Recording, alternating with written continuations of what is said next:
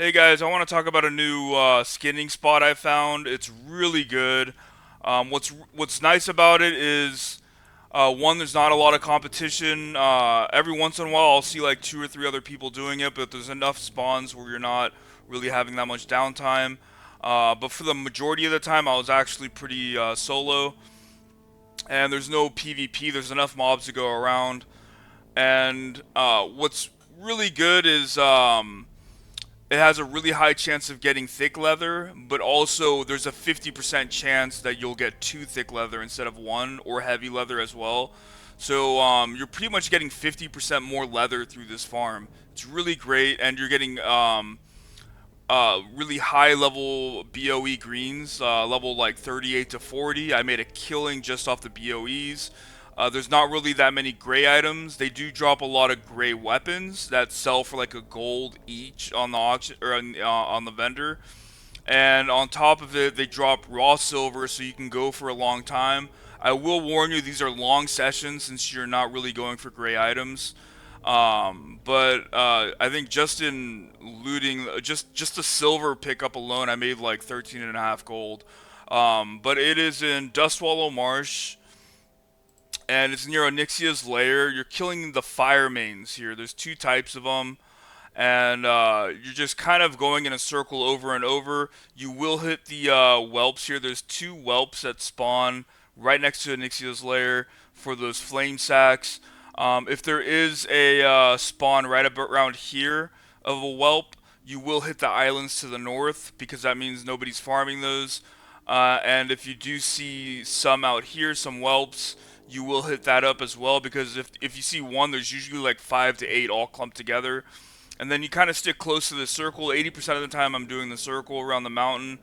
And the reason I'm not doing 100% whelps is because it's just really contested. There's a lot of people doing it. And I just add a little bit of those flame sacks to my rotation.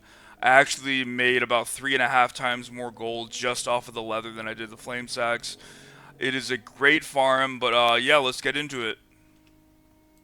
Alright, so the first mobs we're going to talk about are the Firemane Flame Callers and the Scalebanes. These are the main mobs you're farming. And when it comes to skinning, you get a 50% chance to get one or two thick leather, and then you get a 34% chance for one or two heavy leather, and then 5% heavy hide, 5% thick hide, 5% dragon scale, which I just vendor. And when it comes to items, you do have a 9% chance for healing potions and 4% chance for mana potions. And the green BOEs and the waylaids are pretty good. You get high level BOEs and high tier waylaids, so that does increase profit quite a bit.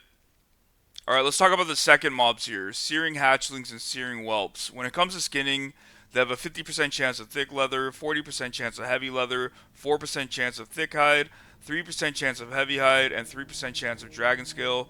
They don't drop two leather like the other mobs do, but the reason we farm them are small flame sacks, 18 to 19% drop chance depending on which one you kill. And the reason why these are good is they're used for flame protection potions and dragon breath chili. And you can cook these into chili if you want and get like an extra 20, 30 silver per flame sack. And when I was making this video, they were selling for about 67 silver a piece. I've seen them go higher than that. And they also drop raw silver, and they do drop gray items as well, but I just throw away the gray items. I feel like it's a waste of space. They're really low vendor prices, so I just go for the flame sacks and the leather on these guys. Alright, so let's talk about the overall haul here. I found 340 thick leather. That's selling for about 25 gold on the auction house right now. And I found about 250 heavy leather. That's selling for about 5 gold right now. 23 heavy hides. That's about 3 gold. 26 thick hides. That's about 3 gold.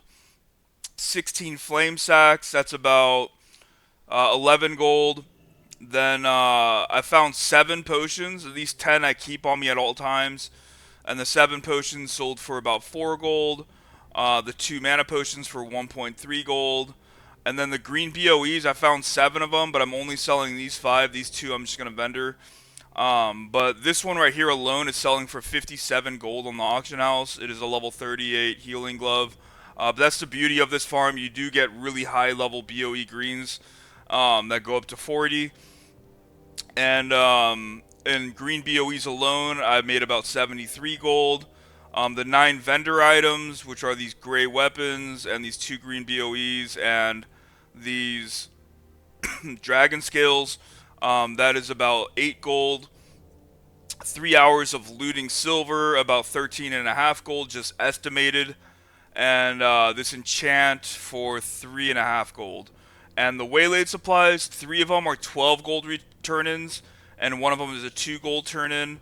After buying the materials, it was about 23 gold profit, and the total return in the end of everything was about 171 gold and 63 silver.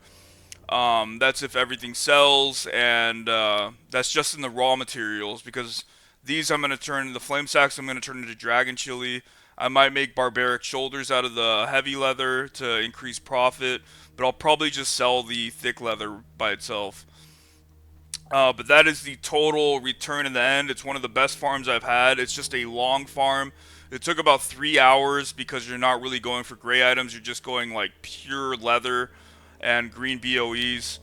But it's a great farm. Highly recommended. If you guys do have any tips or tricks or any ways you're farming this, please let us know in the comments. We're all just trying to make some gold. You know what I mean? Alright. Thank you guys very much.